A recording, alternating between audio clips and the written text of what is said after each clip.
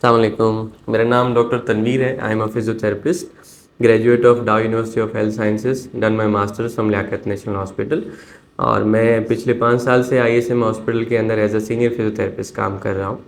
एक बड़ा इशू जो करंटली हमारे पास आता है और इस पे बहुत कम बात की गई है और बहुत कम लोगों को नॉलेज है कि इसके हवाले से भी फिजियोथेरेपिस्ट से कंसल्ट किया जा सकता है, वो है चक्कर आना।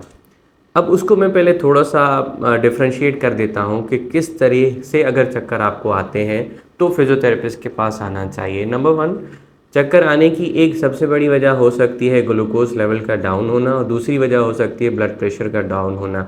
उसके लिए जाहिर सी बात आपको जनरल प्रैक्टिशनर या नेफ्रोलॉजिस्ट या फिर अगर इससे रिलेटेड कोई इशू है तो फिर कार्डियोलॉजिस्ट की तरफ हमें जाना होता है।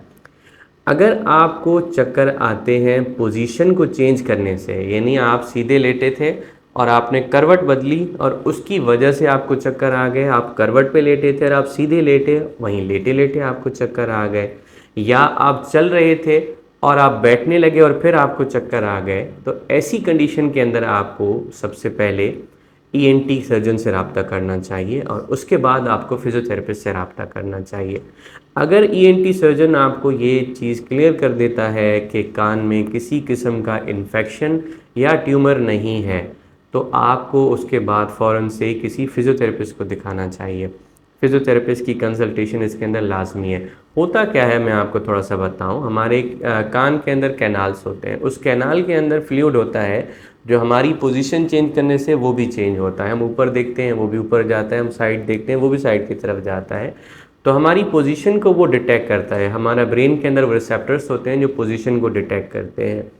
अब अगर उस फ्लूइड की मूवमेंट रुक जाए और हम मूव करते हैं लेकिन फ्लूइड अपनी जगह पर रहता है, तो ब्रेन उसकी रिसेप्टर्स की पोजीशन की डिटेक्ट नहीं कर पाता, तो फिर हमें चक्कर आने लगते हैं। तो अगर इस चीज़ से आप जो है वो ट्रीट करना चाहते हैं इस चीज़ को, तो फिर लाजमी आप आईएसएम हॉस्पिटल फिजियोथेरेपी डिपार्टमेंट में आइए। और इसके लिए होता क्या है, बेसिकली हम कुछ एक्सरसाइजेस करवाते हैं। अगर आप चाहें तो यूट्यूब पे ये भी देख सकते हैं कि एप्लेस मैन्यूअर, डिक्सॉल पाइक मैन्यूअर और बारबेक्यू रोल मेथड क्या होता है। इन चीज़ों को आप ज़रा सर्च करके देखेंगे तो आपको आइडिया हो जाएगा कि हम किस हवाले से बात करें और ये एक्सरसाइजेस किस तरीके से होती हैं। उसका कुछ पर्टिकुलर ड्यूरेशन होता है, 3 से 4 हफ्ते में वो चीज़ें बेहतर हो जाती हैं, अपनी जगह पर नॉर्मल हो जाती हैं। अगर आप इस तकलीफ़ से गुज़र रहे हैं और आपको इसके लिए प्रॉपर सॉल्यूशन चाहिए तो लिंक में दिए गए डिस्क्रिप्शन पे क्लिक करें और आईएसएम हॉस्पिटल से रब्ता कीजिए। सुबह 9 से लेकर रात 9 बजे तक हम यहाँ अवेलेबल होते हैं। Thank you so much.